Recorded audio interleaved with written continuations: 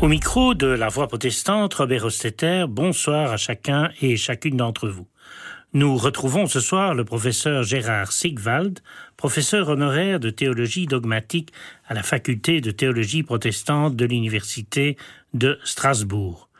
Comme je vous le disais la semaine passée, c'est le 4e volume des écrits théologiques qui sera au cœur de notre entretien de ce jour. Rapidement, je vous recite les titres des 5 ouvrages: le défi interreligieux, le défi monothéiste, le défi scientifique, le défi ecclésial et le défi humain.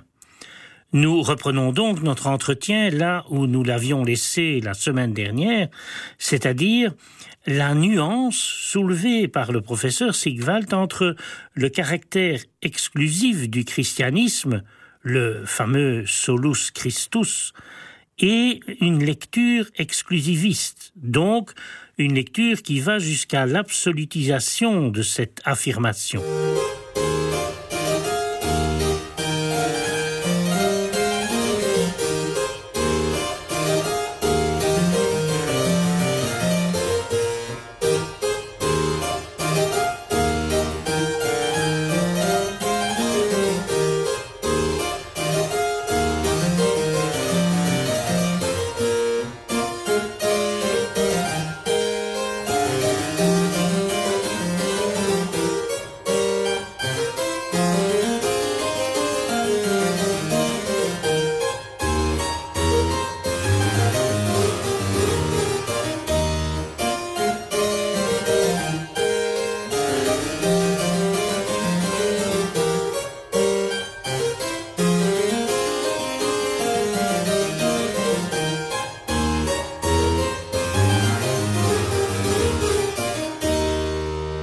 Professeur, nous allons poursuivre notre entretien de la semaine passée et je voudrais que nous revenions sur la différence que vous faites entre exclusif, donc le solus Christus, et exclusivisme ou exclusivité, qui est une lecture absolutisante de cette fonction ou de ce concept. L'exclusivisme, je crois, est une tentation que nous rencontrons, que l'Église et que le chrétien individuel rencontrent tout au long de sa vie. Les tentations sont là pour être affrontées et pour être traversées. Nous n'y échappons pas. Donc, la tentation de l'exclusivisme qui consiste à faire de Dieu, d'une certaine manière, ou du Christ, notre propriété, comme si nous le possédions, et comme si nous étions, d'une certaine manière, le garant de Dieu, cette tentation, il faut dire très clairement, nous n'y échappons pas. Et c'est seulement en sachant que nous n'y échappons pas que nous pouvons le mieux lui échapper. Que nous pouvons le mieux la traverser. Il y a donc la tentation de l'exclusivisme, c'est la tentation du sectarisme. Alors j'absolutise une certaine compréhension de Dieu et cette compréhension me conduit à dire voilà la vraie Église et voilà la fausse Église ou une fausse société. Et ce qui est alors déterminant en nous, c'est un esprit de jugement, les bons, les mauvais. C'est une tentation, donc il faut la traverser, et là, ce qui nous aide à la traverser, c'est précisément la compréhension que exclusif, solus Christus, il y a la particule exclusif ne signifie pas exclusiviste. L'exclusivisme absolutise le caractère exclusif du Christ ou de Dieu. Dieu est exclusif, effectivement, et c'est déjà le sens de la confession de foi d'Israël, le schéma Israël. Écoute Israël, le Seigneur, notre Dieu, le Seigneur un. Dieu est exclusif des idoles. Il détrône les idoles. Et nous connaissons dans notre monde contemporain nombre d'idoles, et en partie dans notre économie, dans notre système de capitalisme libéral, l'argent comme idole. Eh bien, l'argent est mauvais maître, il est bon serviteur, mais il est mauvais maître. Il ne peut pas être Dieu. S'il est divinisé, il devient destructeur. Il devient destructeur de l'environnement. Nous le voyons avec l'exploitation qui est faite des ressources naturelles. Il devient destructeur de la justice entre les êtres humains. Donc, le caractère exclusif de Dieu, oui, il exclut les idoles et il donne à ces réalités de l'argent et de ce qui peut être idolâtré leur vrai statut. L'argent a un statut bon comme serviteur, et le pouvoir a un statut bon, mais pas comme maître, comme serviteur, et ainsi de suite. Donc, Dieu est exclusif, mais il n'est pas exclusiviste, puisqu'il est le Dieu de toutes choses. Dieu, je dis dans Éphésiens 1:10, récapitule toutes choses sans exception en Christ.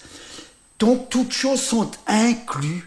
La particule exclusive, solus Christus, le Christ seul, elle est liée à une compréhension inclusive de Dieu.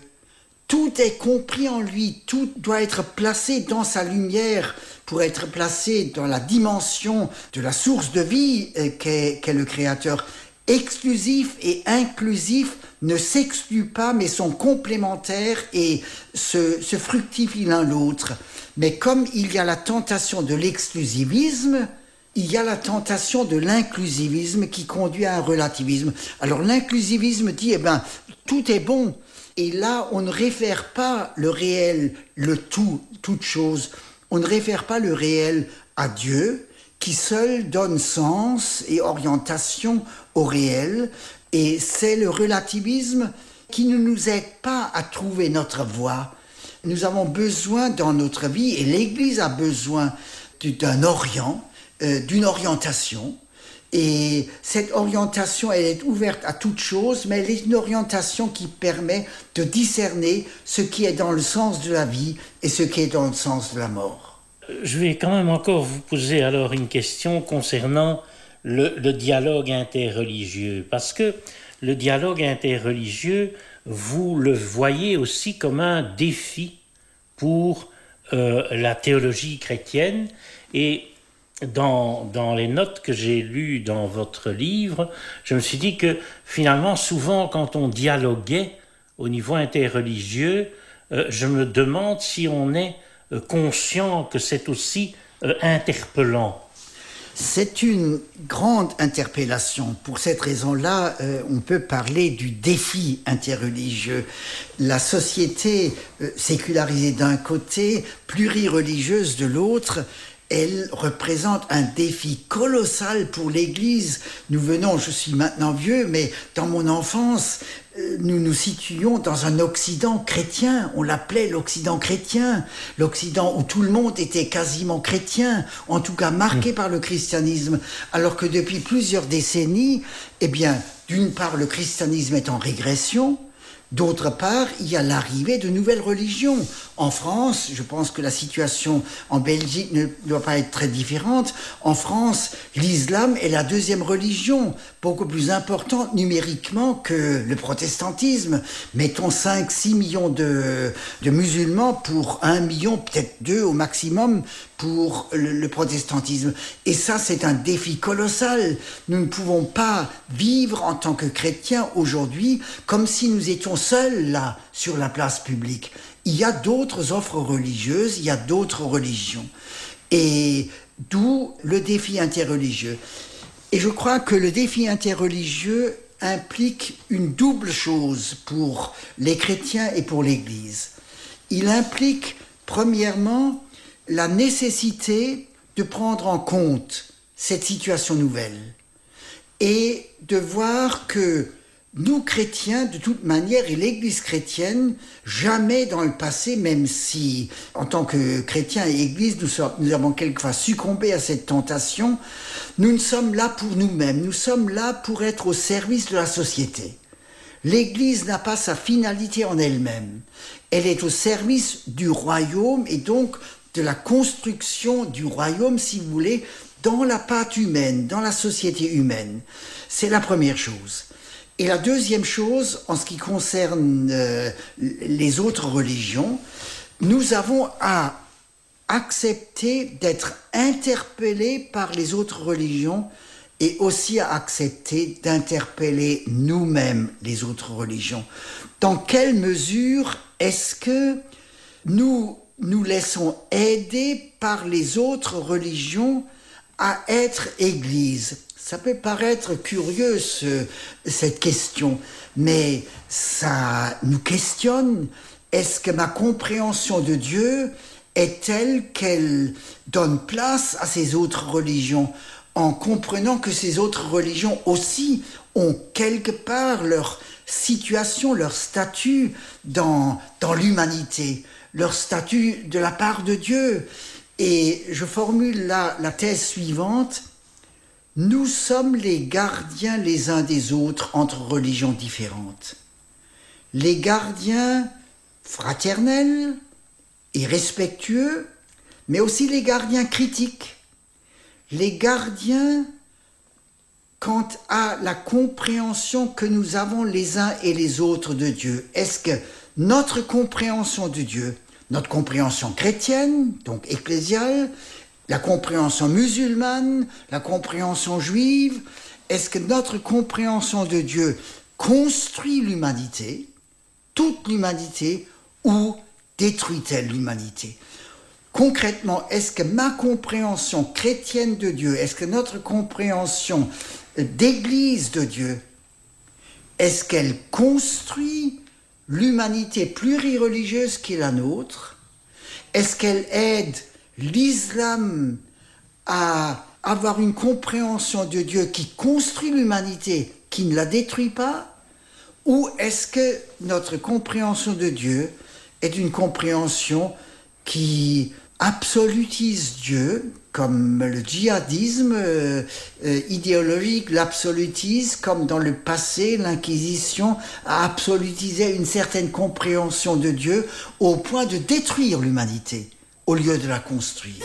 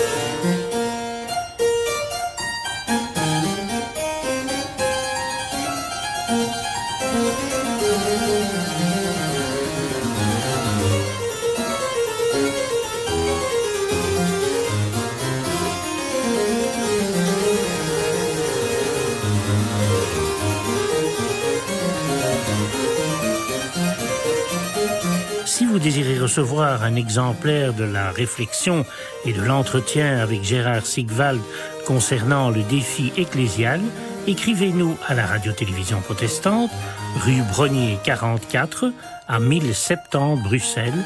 C'était l'émission hebdomadaire de la Voix protestante. Bonne soirée et à samedi prochain.